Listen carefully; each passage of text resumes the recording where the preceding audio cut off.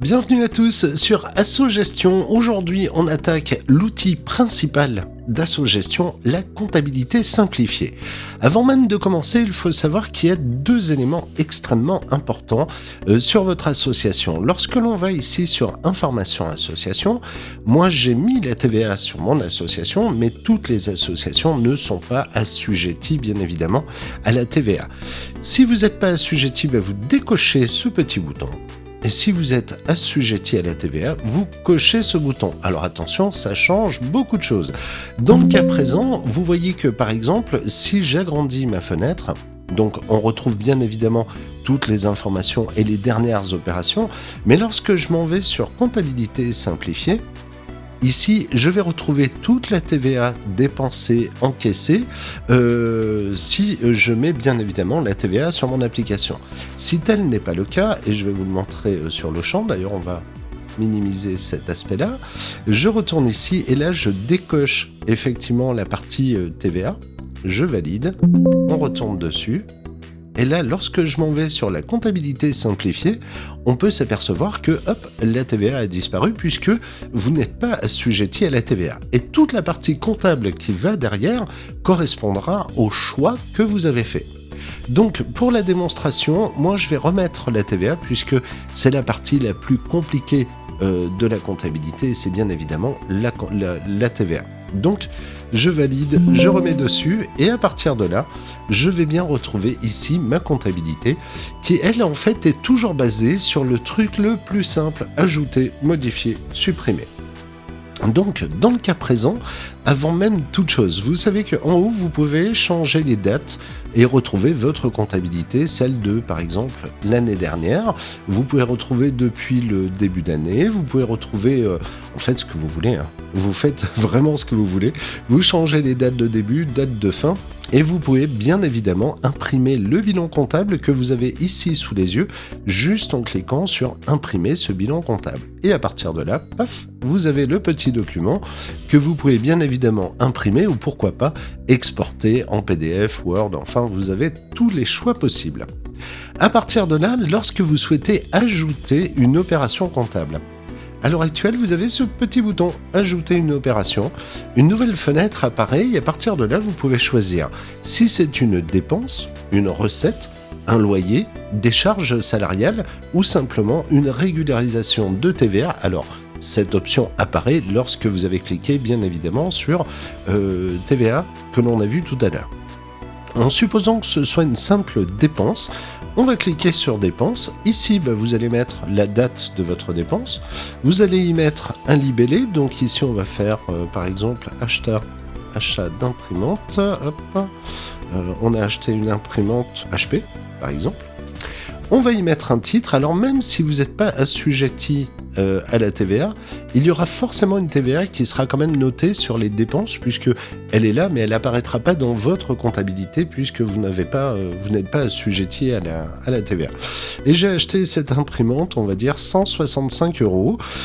Ici, vous avez la possibilité, en ajoutant un fichier, de mettre en gros une facturette. Alors ça peut être une facturette que vous avez pris en photo avec votre téléphone portable, mais en même temps ça peut être un PDF. Si vous avez fait un achat sur internet, vous récupérez le PDF de votre facture et vous l'incluez simplement dedans. Donc là je vais aller rechercher une petite facturette. Alors moi je vais y mettre une image. Voilà, tiens, je vais prendre l'image d'Assogestion qui correspondra à une facturette et à partir de là vous validez votre opération et hop, vous avez bien ici votre achat d'imprimante qui apparaît là. Si vous voulez voir le ticket, vous avez un petit bouton qui est ici, voir le ticket, et hop, on va simplement vous demander à quel endroit vous souhaitez mettre votre ticket, et hop, il va directement apparaître automatiquement. Si vous le souhaitez, et si vous l'avez pointé à la banque, il vous suffit simplement de cliquer sur le petit bouton « Pointer à la banque ». Voulez-vous pointer cette opération, c'est pointé. Et là, vous avez un petit bouton qui vous confirme que ça a bien été pointé à la banque. Vous voyez qu'en soi, ça n'a rien de très compliqué. Et vous pouvez bien évidemment faire la même chose pour les recettes ou par exemple pour un loyer. Alors, votre loyer est-il soumis à TVA puisque même si vous n'êtes pas assujetti à la TVA, un loyer peut être soumis à TVA. Donc, à partir de là, je vais cliquer non.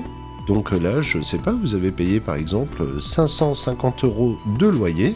Ici, vous pouvez bien évidemment modifier la date à laquelle vous avez payé votre loyer et hop, on valide.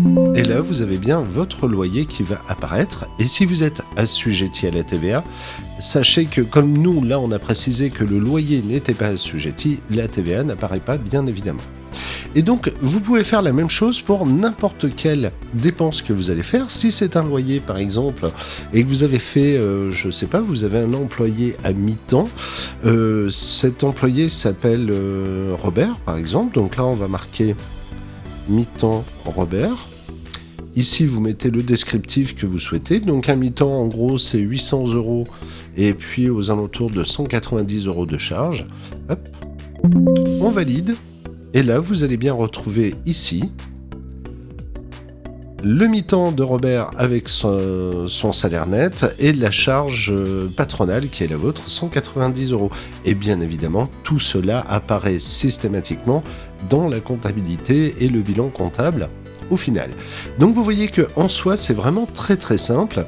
Maintenant, vous souhaitez modifier une de ces opérations, on va supposer par exemple le salaire de Robert qui n'est pas bon, vous cliquez simplement sur modifier et c'est la bonne fenêtre qui s'ouvre, vous avez juste à modifier le prix que vous avez payé derrière pour le salaire de cette personne, et pareil pour les charges patronales, etc. Donc c'est vraiment très très très très simple. Si vous souhaitez supprimer une opération, rien de plus simple, vous la sélectionnez et vous cliquez sur supprimer. Attention, toute suppression est irréversible, bien évidemment. Et en bas, vous retrouvez ici un petit graphique qui vous permet de voir les rentrées et les dépenses vraiment très simplement. En rentrée, les recettes sont en vert et les dépenses sont en rouge. Voilà, c'est pas plus compliqué que ça. Et comme vous avez pu le voir, c'est vraiment très très simple. Vous avez des questions, des suggestions, vous le savez, vous pouvez me contacter ici directement sur le support. N'hésitez pas à m'écrire et je vous répondrai dans les plus brefs délais. Il me reste à vous souhaiter une excellente journée et je vous dis à très bientôt avec SO Gestion.